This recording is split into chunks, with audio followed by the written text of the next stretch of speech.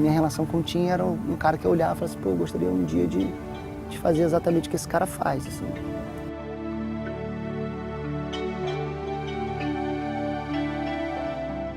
Nós tínhamos um ótimo relacionamento, uma família grande, 9 irmãos, muito integrada. E ele me via assim como um garoto, imagino eu que ele me via como um menino que estava começando, que poderia vir a ter algum jeito para fazer aquilo.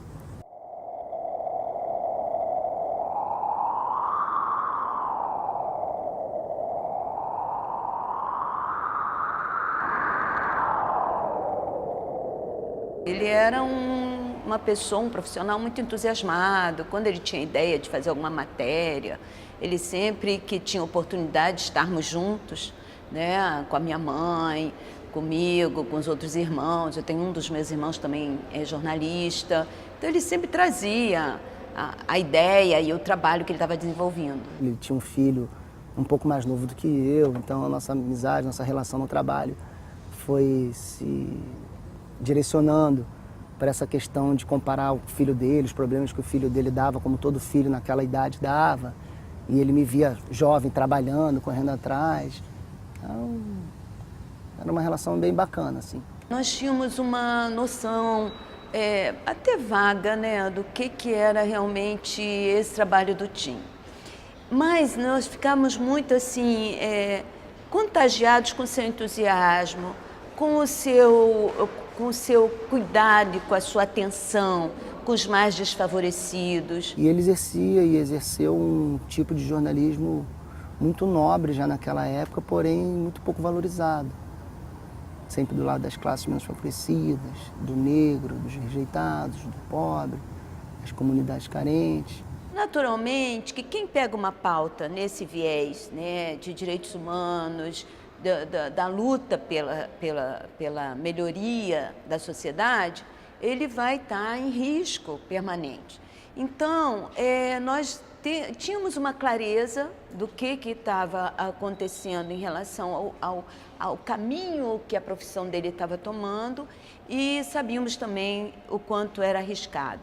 No entanto, era a vida dele, era a paixão dele e ele só podia expressar esse talento através da luta pelos desfavorecidos.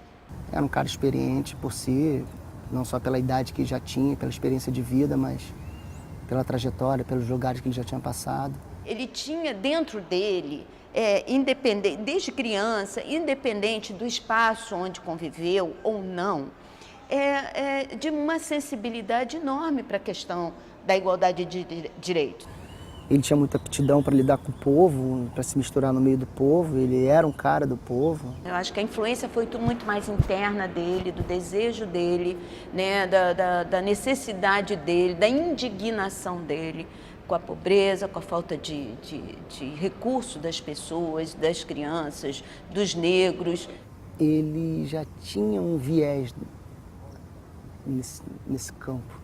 Nós morávamos num ambiente pobre, um ambiente simplérrimo, né? Você imagina um militar, né, que tinha um soldo onde podia atender perfeitamente 2 filhos, mas o meu pai tinha um soldo que atendia 9. O Tim era um cara que não foi criado na Mangueira, entendeu? O Tim participava das escolas de samba, o Tim estava envolvido com todas as... Então, a favela para o Tim era uma coisa natural. Naturalmente, nós tínhamos uma vida bem simples, bem básica, escola pública para todo mundo. Não era um ambiente que é hoje, entendeu? E a relação da favela com o jornalista também era uma outra relação, porque eles não enxergavam no jornalista um inimigo, eles não viam no jornalista um inimigo. Existiam algumas reportagens que ele tinha um certo receio, ele sabia do risco que ele estava correndo. Então, por exemplo, a reportagem que culminou no assassinato dele, foi uma reportagem que ele pediu para minha mãe para rezar. Então, quando ele tinha, embora a minha mãe não soubesse com detalhes o que levava ele àquele trabalho, né, com detalhe o que era exatamente aquele trabalho, em determinadas situações ele pegava o telefone e dizia assim, mãe, vou fazer um trabalho bem legal, importante, mas eu queria que você rezasse aí para mim, por favor. Então, ele tinha uma noção natural de que ele poderia estar correndo perigo. O jornalismo investigativo, ele é praticamente aquele jornalismo que a gente chama do jornalismo original, aquele jornalismo de raiz, aquele jornalismo em que o repórter, ele vai a campo, realmente obter as informações, se certificar delas.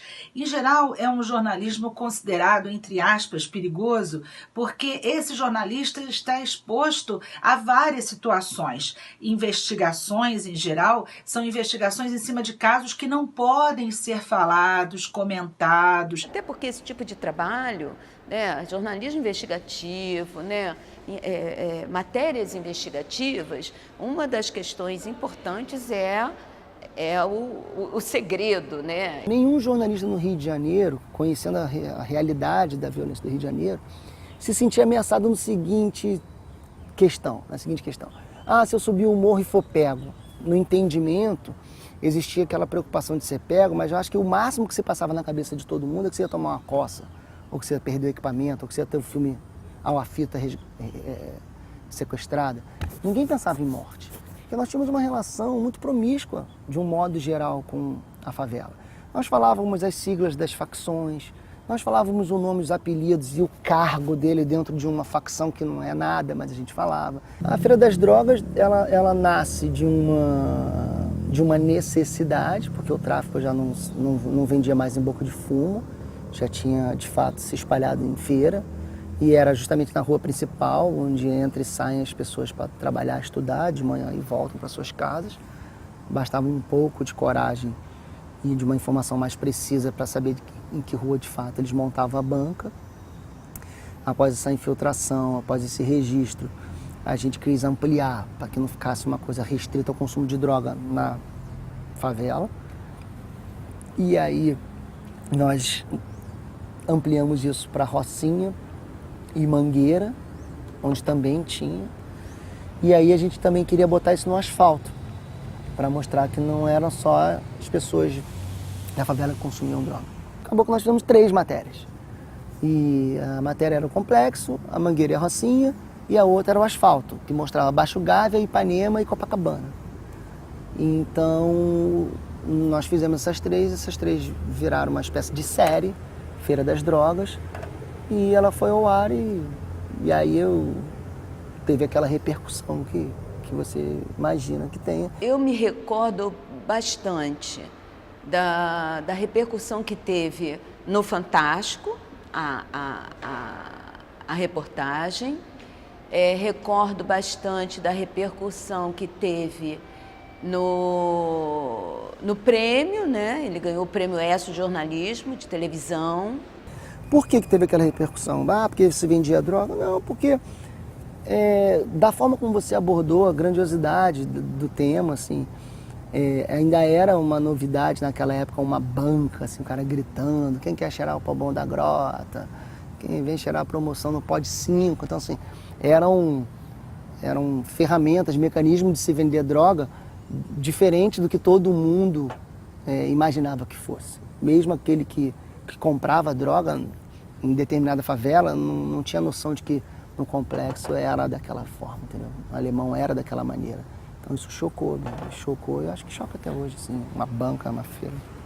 O jornalismo investigativo hoje, a partir da morte do jornalista Tim Lopes, foi criada, né, a Associação Brasileira de Jornalismo Investigativo, a ABRAGE, é uma organização sediada em São Paulo, exitosa, promove anualmente cursos para jornalistas e para estudantes de jornalismo com o foco da questão do jornalismo investigativo. A partir da morte do Tim, aconteceu que as empresas de comunicação passaram a se movimentar e se preocupar e se reorganizar para que tratasse da segurança dos jornalistas. Casos como esses fazem a gente rever os processos, criar protocolos, se ajustar como se faz em todo o planeta. Então, assim, hoje a gente está absolutamente afinado com o que se faz em todas as outras emissoras de TV do mundo.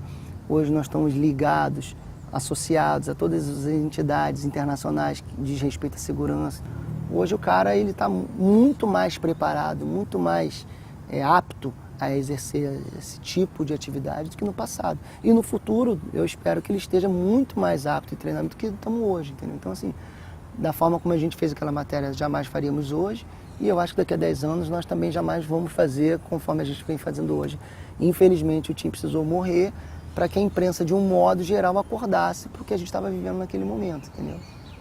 Mas não foi em vão, porque se hoje a gente tem tudo isso que eu estou falando para você, foi exatamente pela morte do Tim, entendeu? Tragicamente. Hoje, com a nova tecnologia, gravações de áudio, câmeras escondidas, é até mais fácil de se fazer esse jornalismo investigativo, mas ele continua sendo difícil do ponto de vista pessoal para o próprio jornalista, que corre riscos, muitas vezes sozinho dentro da situação, mas é um jornalismo indispensável para que a gente consiga continuar no caminho da luta pela verdade, pelas melhores informações, por um jornalismo saudável. Olha, ele com certeza ele sofreu ameaças, não tenho detalhes sobre isso. E com certeza sofreu racismo também. Era um homem negro, né? Uma criança, um homem negro. E ao mesmo tempo, e aí o próprio talento dele, aquele sorriso largo,